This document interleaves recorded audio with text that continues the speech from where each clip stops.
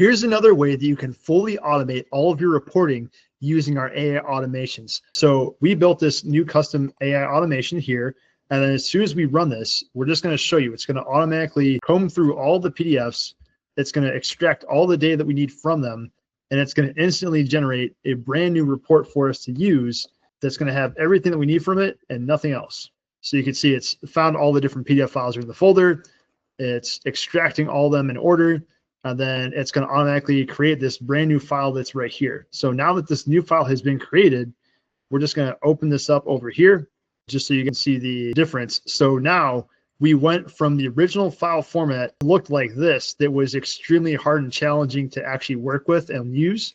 And now we have a nice clean CSV file that we can use for either Google Sheets or Excel or wherever you want to use it for. We've been able to successfully pull all the different information. So now we can look at, for example, the agent number, agent name, customer names, the commissions, the chargebacks, all the data we need from that file. In seconds, we can pull all that stuff for you. So if this sounds like something you potentially need within your business, please click the link below and we'd love to hear from you.